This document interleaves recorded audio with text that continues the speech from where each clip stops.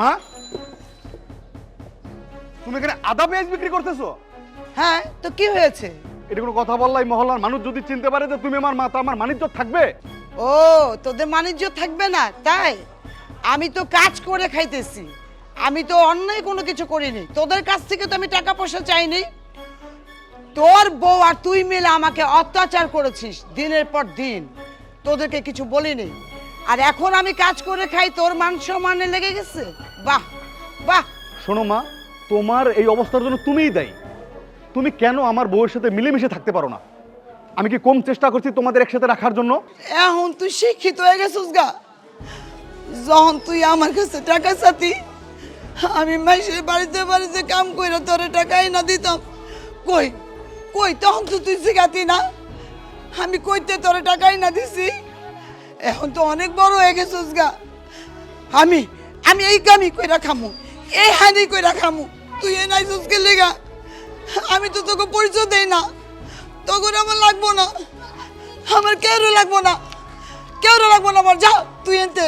আমার কিন্তু এখন মেজাজ খারাপ হয়ে যাচ্ছে। তোমাকে জানো আমি কি করবো? তুই কি কইতে চাস? আমি এখানেই ব্যবসা করবো, এই জায়গাতে ব্যবসা করবো, তুই কিছু করবি আমারে? মারবি?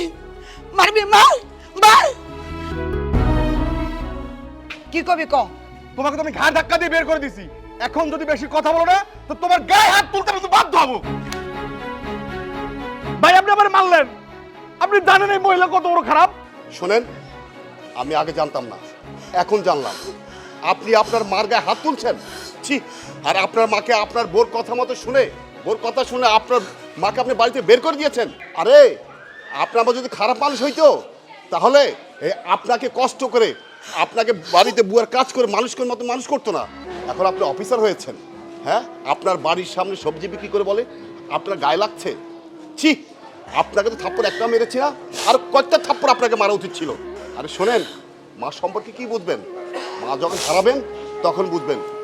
শোনেন, বউ মরলে বউ পাওয়া যায়, কিন্তু মা মারা গেলে মা কখনো পাবেন না। মা আপনাকে 10 মাস 10 দিন পেটে ধরেছে, আপনি জানেন প্রসব যন্ত্রণার কত? ছি! আমি ওনাকে আমার সাধ্য মতো আমি যা করতে পেরেছি তাই করেছি। আমার নিজের টাকা দিয়ে ওনাকে এই দোকানটা করতে দিয়েছি, সেই দোকান করার জন্য আমি টাকা দিয়েছি। আর আপনি আপনার বোর কথা মতো ধরে আপনার মাকে আপনার বাড়ি থেকে বের করে দিয়েছেন। ভাই, আসলেই আমি ভুল করেছি। বউয়ের কথায় আমার এই মায়ের সাথে খুব খারাপ ব্যবহার করেছি। মা, তুমি আমার মাফ করে দাও, আর চলো তুমি আমার সাথে আমার বাসায়। না, আমি আর তোগুলোকে যাবো না। আসলে ওটা কুলাঙ্গার সন্তান, আর নাহলে বউয়ের কথায় কখনো তোমার গায়ে হাত তুলি? তোরা আমার সাথে অনেক অত্যাচার করছস, আমি যেই কাজ করি এই কাজ করে খামু, আমার কেউ নাই। আপনি আবার দাঁড়িয়ে আছেন কেন? আসেন, মার পা ধরে মাপ চান।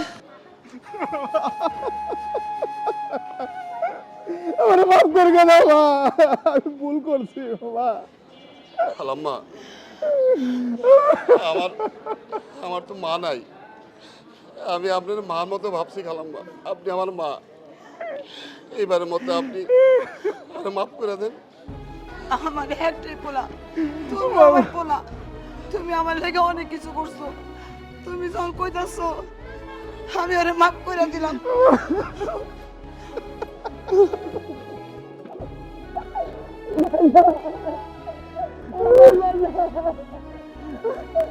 চলো মা, তুমি বাসায় চলো। ধন্যবাদ ভাই, আপনি যাও আমার ভাই, চোখ খুলে দিয়েছেন ভাই। মার অযত্ন করো না ভাই।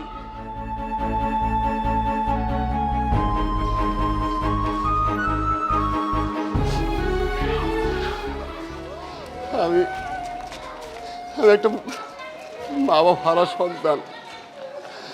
মা বাবার আদর স্নেহ আমি পাই নাই। মা বাবা কি জিনিস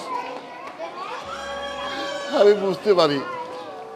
আল্লাহ প্রতিটা ঘরে, প্রতিটা সংসারে এরকম ভালো একটা ছেলে, ভালো একটা বউ তার মাকে নিয়ে খুব সুন্দরভাবে থাকতে পারে, মিলেমিশে থাকতে পারে, সেই তৌফিক তুমি তাদের সবাইকে দিও আল্লাহ।